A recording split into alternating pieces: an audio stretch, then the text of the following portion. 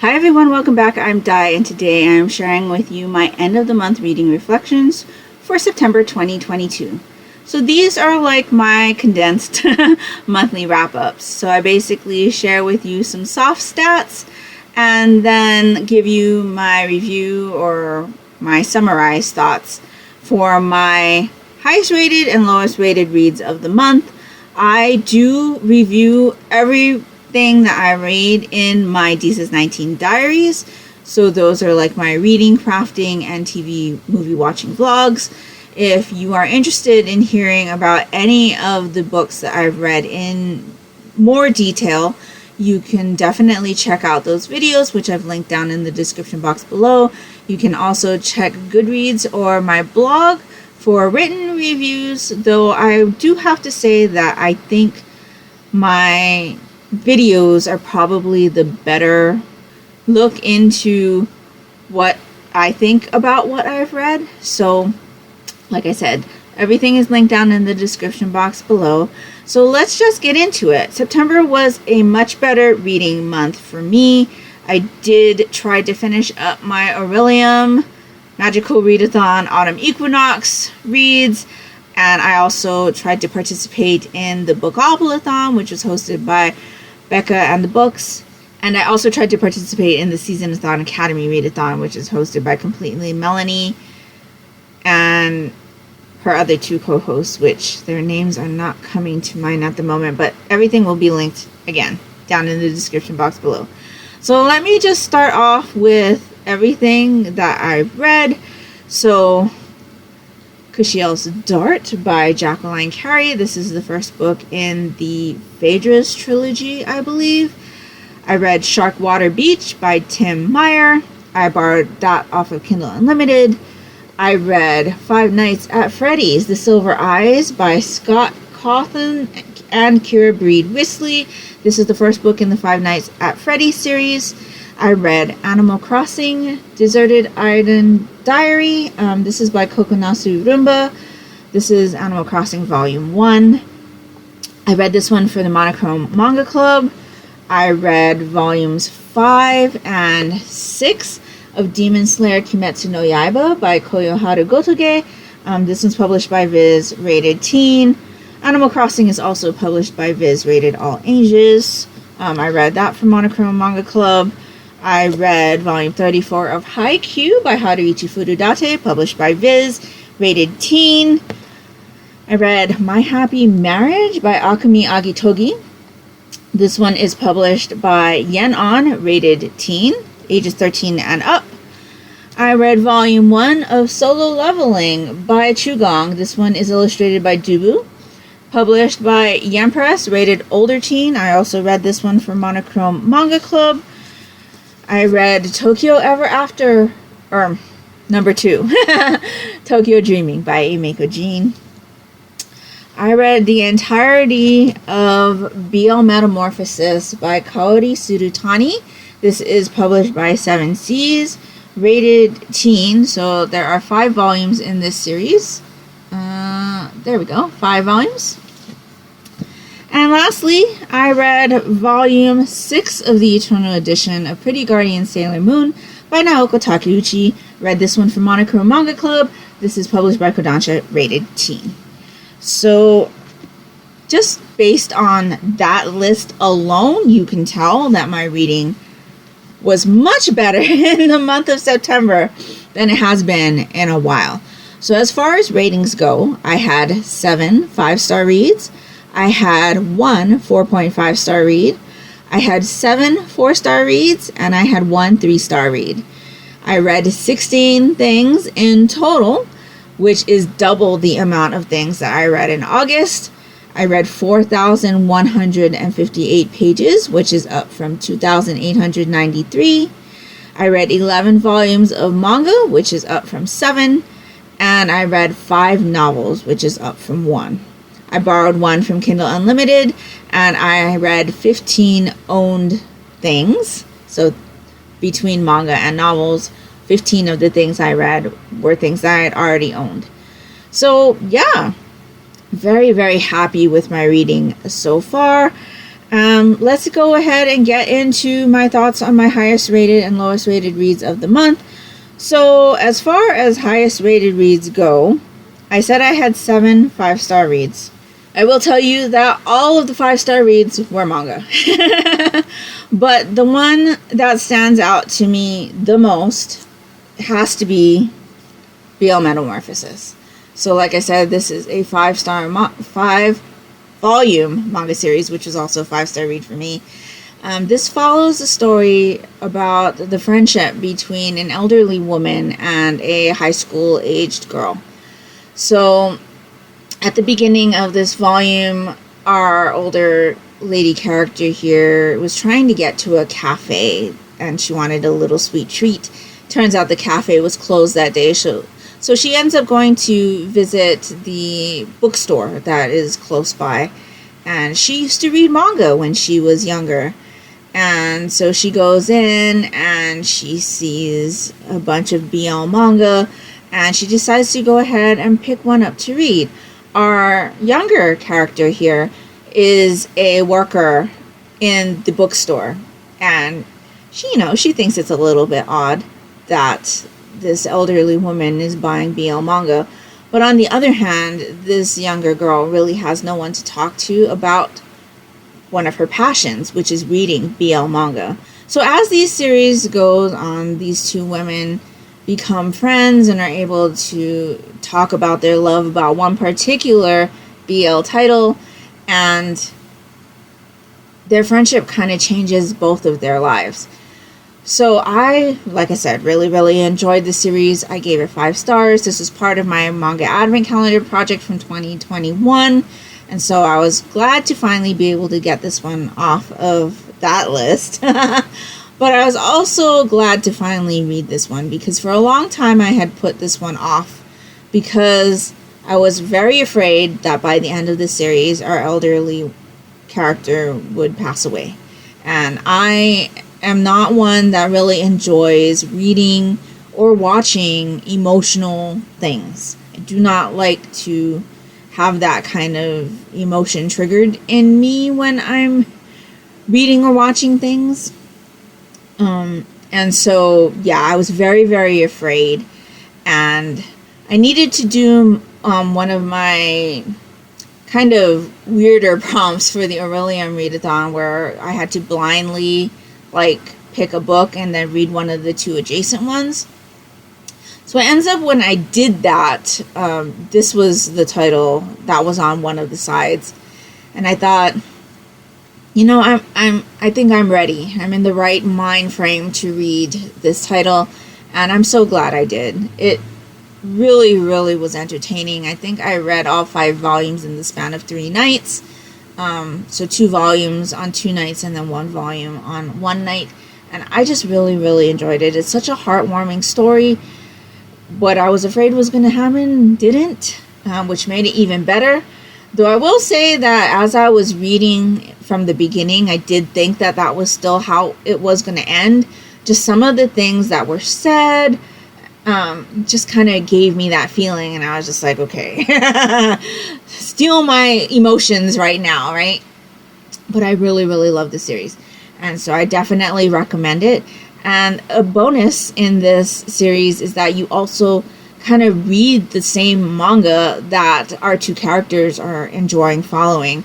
So you kind of get a manga within a manga, which was lovely. So I really, really enjoyed it. Highly recommend. And yes, I can't say enough good things about BL Metamorphosis. Now, for my lowest rated read of the month. I don't know what to do here, because my lowest rated read of the month again is going to be Pretty Guardian Sailor Moon. And I've talked about this one twice already in the 2 previous end of the month reading reflections videos. So I think what I'm going to do is take my lowest rated 4-star read and tell you about that one. So I know I told you I had 7 4-star reads, but in going back and actually looking at the reviews, I had 6 4-star rated books and 1 3.5-star rated read. So my 3.5-star rated read is the one that I'm going to tell you about right now, and that was Sharkwater Beach by Tim Meyer. So this particular story is a large shark thriller. We're basically following a woman who was into marine biology when she was in college, but she got into a relationship with her professor. Things ended badly, and she never finished her degree. She ended up becoming a police officer, and while she is on a blind date, her professor calls and says, I really need you to come down to Sharkwater Beach. Sharkwater Beach is a beach that the local university has permission to go to do research on the bull shark population there. And while they, meaning the professor and his current students, were at the beach, they found this really large, like megalodon size shark tooth. And so he's like, I really need your input. You were one of my best students. And he ends up convincing her to go down. Well, it turns out that there was this research facility that was doing experiments on a large shark, and that large shark gets out into the world and wreaks havoc. So we're kind of following not only the shark and what the shark is thinking and doing, but we're also following the research students, the professor, and now this previous student of the professor turned cop at Sharkwater Beach. This is very much a large shark thriller. So if you're into that, you'll probably enjoy this. If you're not, you probably won't enjoy it. Like I mentioned, there is a student-teacher relationship, and we're not only talking about the student-teacher relationship when we're referring to the cop character and the professor, but the professor is also having a relationship with one of his current students. So just be aware of that. The shark in mention is not ever said to be a megalodon, so I don't know that it actually is. But yeah, this is just one of those sharky thrillers. I really enjoyed it for the most part, besides the whole professor-student relationship stuff. That really got on my nerves. The main character's not very likable, but I enjoyed coming from the shark's perspective. So we do get the shark's perspective, and for what it is, a sharky thriller. There's a lot of gore, there's a lot of chomping on humans, but that was all enjoyable for me to read. Towards the end, there is a twist, and that twist kind of made this book something else, and that is not it. That is what I didn't enjoy about this book. So I can't even say because it would spoil things, but I will tell you that I have read one other Tim Meyer work, and in that book there was also a weird twist at the end that kind of threw everything for me and made the book a completely different thing than what it was originally. So I don't know if that is a typical Tim Meyer thing, but I do think that if that is, I probably won't be reading much more of Tim Meyer's work. I do really enjoy what I read up until the twist in both books. There is one more book on my to-read list from Tim Meyer that I want to read. It is a dinosaur book, and I'm not quite sure how you could twist that to make that weird, but we shall see, because I do still want to read that one. But yeah, that twist kind of threw everything for me. If it had just remained the sharky thriller, this would have been a solid 4-star read for me, but it didn't. So yeah, it was a little bit disappointing, but I still enjoyed it overall. It was pretty entertaining. And yeah, so that were my highest and lowest rated reads of the month. Since I have you here, let me tell you how I've done with my readathon progress.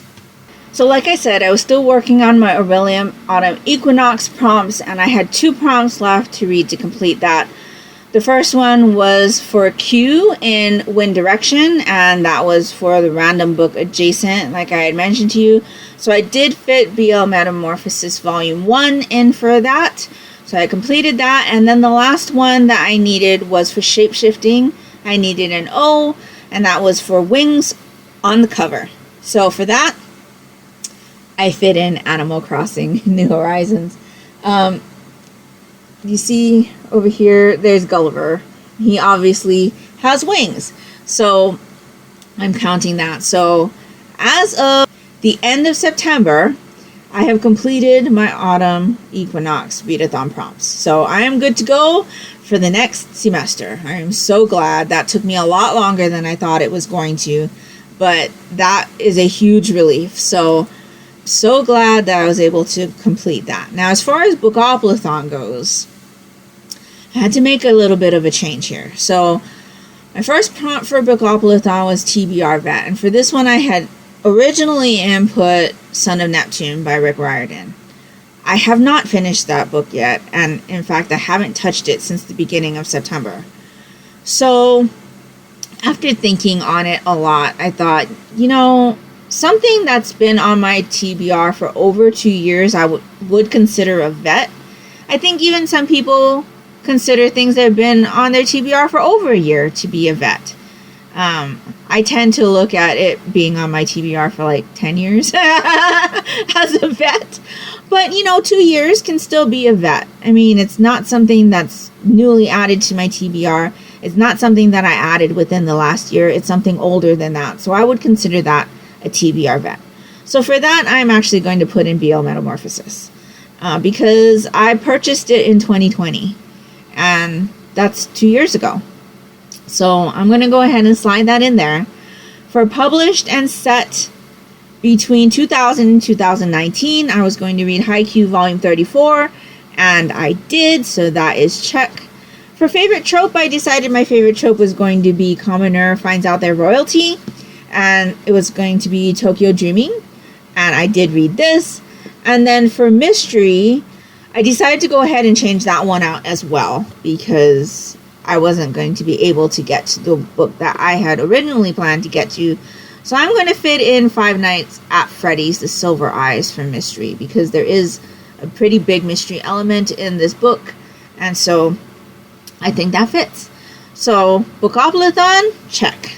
I think I did pretty good. Even though I've had to switch things around so that I could pass these things, I still think I did a good job considering how my reading has been over the last few months. So now we get to Season-a-thon Academy, and I did make another change here. So for English 1010, which was to read a book of my choice, I slid in Sharkwater Beach by Tim Meyer.